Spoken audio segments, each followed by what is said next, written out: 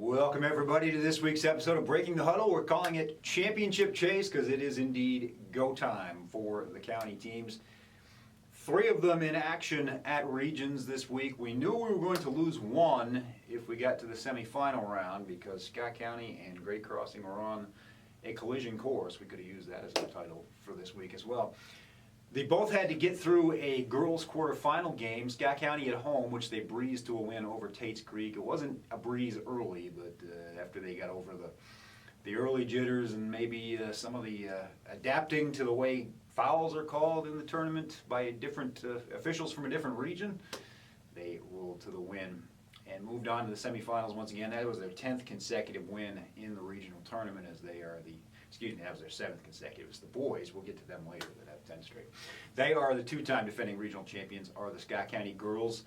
As far as Great Crossing, they had to go on the road to Madison Central and defeat the Lady Indians in a very difficult environment. It's always a tough place to play on Allen Feldhaus Court down there, and they have a couple of 1,000-point scorers. Do Madison Central, some experience.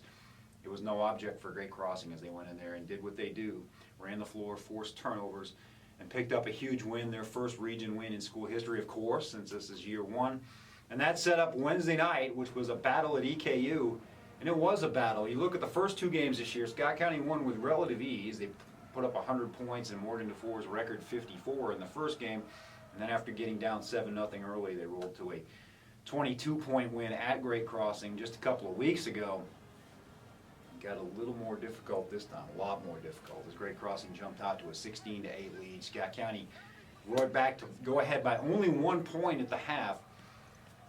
Felt like experience and size, particularly the strength of Kennedy Tompkins and Malaya Williams, sort of turned the tide as Morgan DeFore and Braley McMath, both of whom had an outstanding game, sort of offset each other in the scoring. And then it was DeFore's free throws at the end that helped the Scott County pull away for a 73-62 victory, but I believe it was 74-63. I'm getting my scores wrong here. But in any case, Great Crossing made huge strides this season and immense strides in the playoffs to make that game as close as it was. Big shots, Olivia Tierney hitting a couple of threes at the end to get it within a couple of possessions.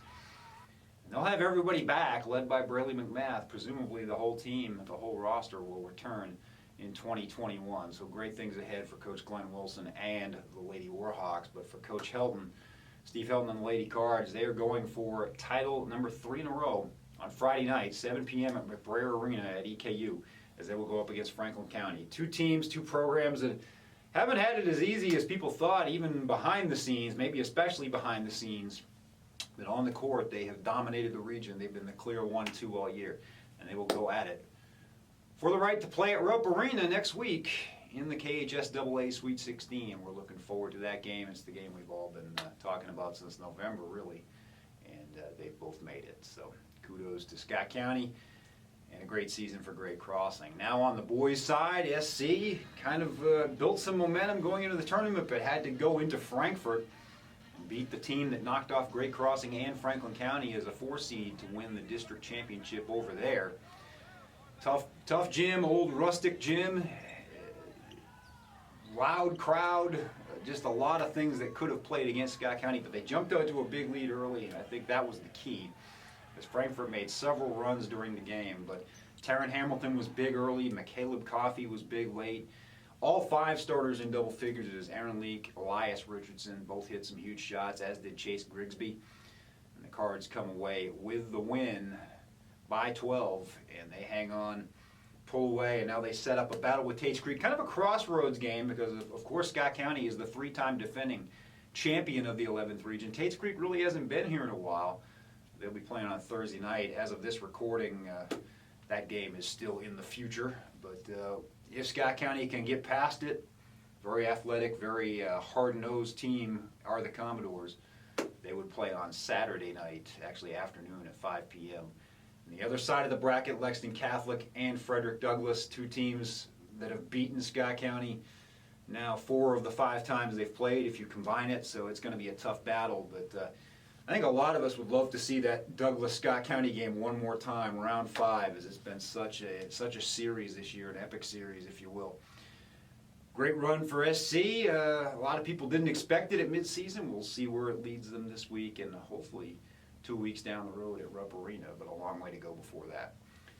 Thanks for joining us. We'll be back next week to wrap it all up, hopefully talk about girls state and maybe boys state as well. It's been a great season following the basketball teams, all 4 county teams with you here on Breaking the Huddle. Thanks for joining us. We'll see you on the sideline.